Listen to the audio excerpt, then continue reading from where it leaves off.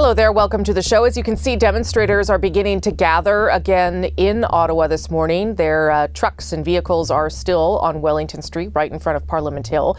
They are protesting COVID-19 public health restrictions. Hundreds of people on foot joined those lineups of trucks that have filled the streets around Parliament Hill, and you can certainly see some of them now converging onto the hill. What was first seen as a truckers' protest against a cross-border vaccine mandate is now certainly about much more and involves more than just truckers, with some calling for the removal of all COVID-19 rules. Others, the dissolution of government. Earlier, I spoke with the Minister of Transport, Omar Alghabra, about the events unfolding in Ottawa. Minister, nice to see you this morning. Good morning, Rosemary.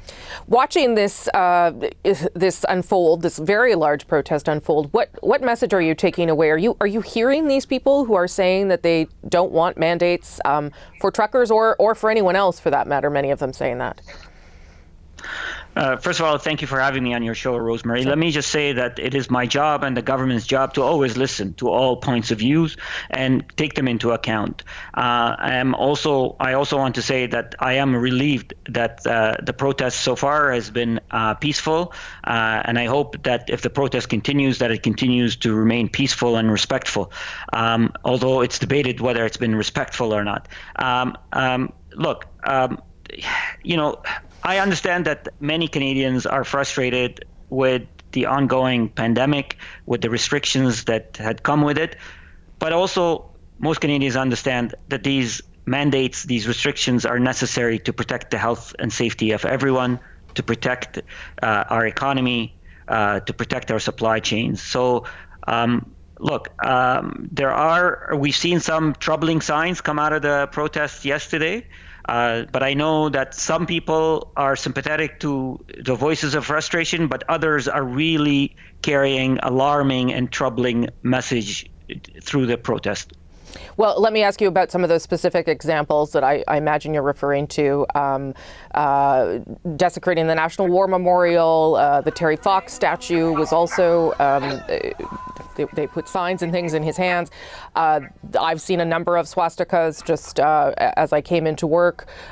What is your response or your reaction to those elements? I'm not saying that that's the majority of people here, but that is present.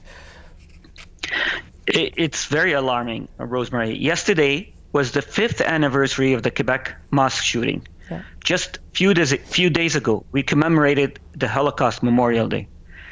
It is unacceptable to see swastika being flown anywhere, not to mention on Parliament Hill. It's unacceptable to see messages of hate. It's unacceptable to see the Confederate flag that represents racism being flown on Parliament Hill.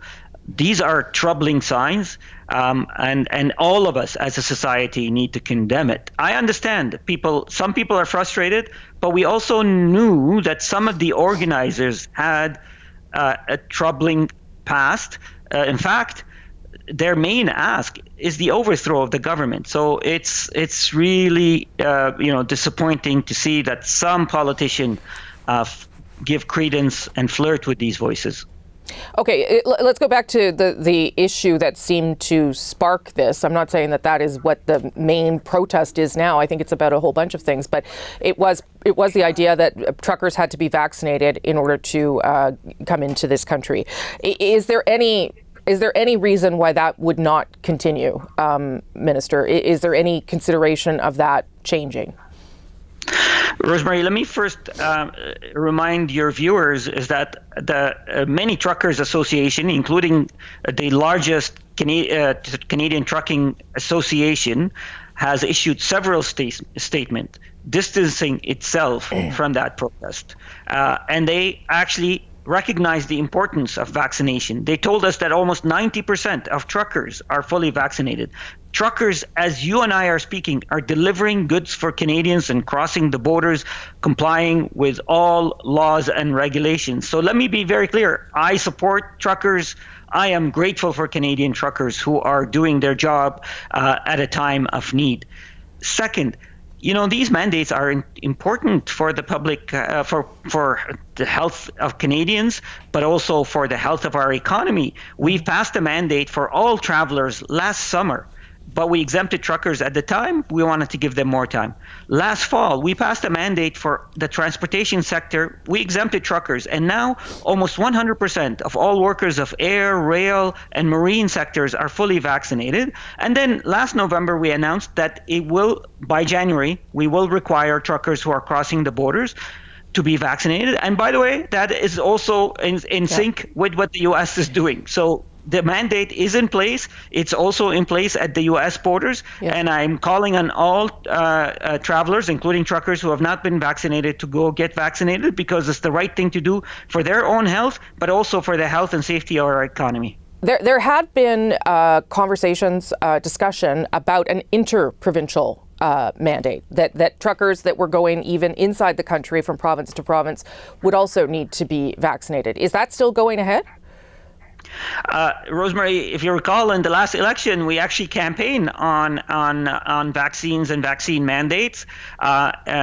Minister O'Regan just last December announced that we are working on regulating all federally regulated sectors requiring vaccine. So there's ongoing work. As of right now, that policy is not in place, but no one should be surprised that there's work happening to get us there. So it will happen eventually. Minister O'Regan announced it just last December. Yeah. We campaigned on it last fall, and the work is ongoing to get us there. In a written message, and I'm sure you saw it, the Premier of Saskatchewan, Scott Moe, says that he is vaccinated, he believes in vaccines, but he doesn't think that this vaccine mandate makes any sense. What would you say to the Premier about that? Look, I understand. There's obviously room for a debate about whether you support a mandate or not. Our government, our party has been clear to Canadians that we think and we believe, based on the science, by the way, the science is very clear. There's not debatable. Facts are not debatable. Vaccines are our best way to protect ourselves and our economy from COVID-19. Vaccinated individuals are less probably to be hospitalized, less chances of being infected, and less chances of transmitting the disease. And we believe that critical sectors of our economy, the more vaccinated they are, the better it is for their health and safety, but for our economy. So I disagree with Premier Moe. And by the way, governments all over the place regulate their workplace for health and safety. It is common, it's typical, and this is another measure that we are doing to ensure that we're doing everything we can to protect the health and safety of Canadians. And by the way, Canadians agree with us. That's why almost 90% of adult Canadians are fully vaccinated. Tomorrow you actually have a supply chain summit that you convened. It just happened to fall tomorrow to deal with some of the supply chain issues that have occurred through the pandemic. As you know, the Conservatives have been pushing the notion that our food supply is in danger, that there's all sorts of things that we won't be able to get. So just give me a sense of what you're hoping comes out of that conversation tomorrow, and whether there's any sort of fixes that you can actually control in this country, because it is a global supply chain problem.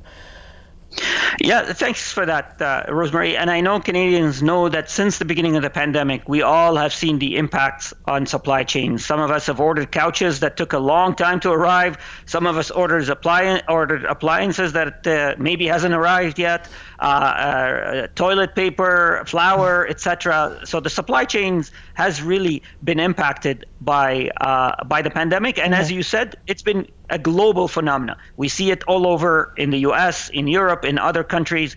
And that's why I am hosting, along with my colleagues, other ministers, we're hosting a supply chain summit to discuss the global phenomena, but also to discuss what is it that we can do. And by the way, representatives of the trucking association will be at that summit. So there are things that we're looking at. Are there any investments that we can do that will increase redundancy and resilience in our supply chains? Are there any policies or rules that we can adjust or modify to help us maybe add more fluidity to our supply chains.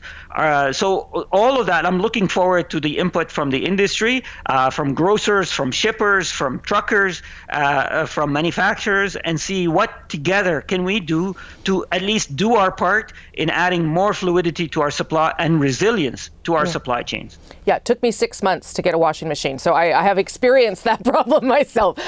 Minister, I will leave it there for today. Thanks for making the time. Appreciate it. Thank you very much, Rosemary.